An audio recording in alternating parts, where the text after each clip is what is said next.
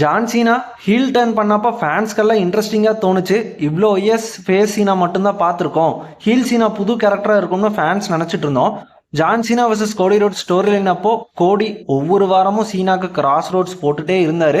WrestleMania மேட்ச்ல சீனாக்கு help பண்ண Travis Scott வருவார். கோடி ரோட்ஸ் டிராவிஸ் ஸ்காட் அடிப்பார். அதுக்கப்புறம் பார்த்தா சீனா லோ ப்ளோ போட்டுட்டு சாம்பியன்ஷிப் வச்சு அடிச்சு அந்த மேட்சை வின் பண்ணிடுவார். மேட்ச் முடிஞ்சதுக்கப்புறம் பார்த்தீங்கன்னா ஃபேன்ஸ் வந்து தேங்க்யூ சீனான்னு சேன் பண்ணாங்க. அடுத்து சீனா ராண்டி ஆட்டன் ஸ்டோரி லைனில் ராண்டி ஆட்டன் வாரம் சீனாக்கு ஆர்கேஓ போட்டுட்டு இருந்தாரு. பேக்லாஷில் சீனாக்கு ஹெல்ப் பண்ண ஆர் ட்ரூத் வந்தார்.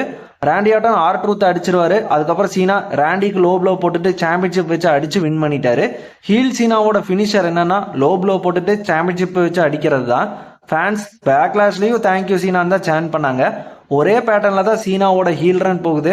வாரம் சீனாவோட ஆப்போனண்ட் வந்துட்டு ஃபினிஷர் போடுவாங்க. அதுக்கப்புறம் மேட்ச்சில் சீனாக்கு ஹெல்ப் பண்ண யாராச்சும் வருவாங்க.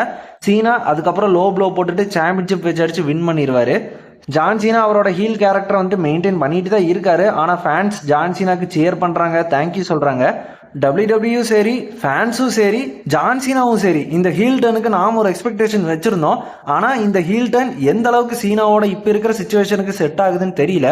ஜான் சீனாவோட ஃபேர்வெல் டூரில் இந்த ஹீல் டர்ன் பண்ணனால சீனா ஒரு ஹீலாக என்ன பண்ணாலும் ஃபேன்ஸ் அவருக்கு ரெஸ்பெக்ட் கொடுக்கதான் தோணுது.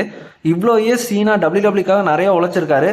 இப்போ வளர்ந்துருக்கிற நிறைய டபிள்யூடபிள்யூ ஃபேன்ஸோட சைல்ட்ஹுட்டில் ஜான் சீனாவோட டபிள்யூடபிள்யூ சாம்பியன்ஷிப் ஸ்டோரி லைன் பார்த்து தான் வளர்ந்துருப்பாங்க.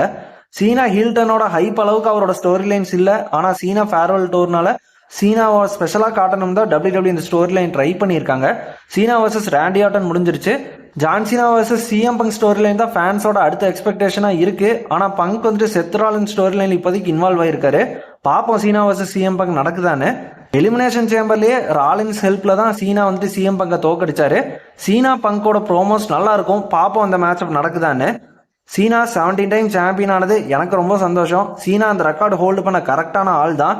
டபிள்யூடபிள்யூ ரெஸ்லராக ஜான் சீனா வந்துட்டு நிறைய பேர் கோட்டுன்னு சொல்கிறாங்க. இல்லை சீனா வந்துட்டு போரிங் ரெஸ்லர்னு சொல்கிற ஃபேன்ஸுமே இருக்காங்க. ஆனால் John Cena make a wish ஃபவுண்டேஷனில் அவர் பண்ண கான்ட்ரிபியூஷன்லாம் டபிள்யூடபிள்யூ என்ன பண்ணாலும் அதுக்கு ஈக்குவல் ஆகாது. நிறைய கிட்ஸுக்கு சீனா ரோல் மாடலாக இருந்திருக்காரு. ஹெல்த் இஷ்யூஸ் இருக்கிற நிறைய கிட்ஸோட ஆசையை நிறைவேற்றிருக்காரு. ஜான் சீனா தான் அந்த கிட்ஸுக்கெல்லாம் வந்து ஹீரோவாக இருந்திருக்காரு.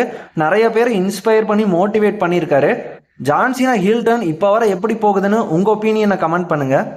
டாக் ஷோ தமிழ் யூடியூப் சேனலை மறக்காமல் சப்ஸ்கிரைப் பண்ணிக்கோங்க. அடுத்த வீடியோவில் பார்ப்போம். Bye guys.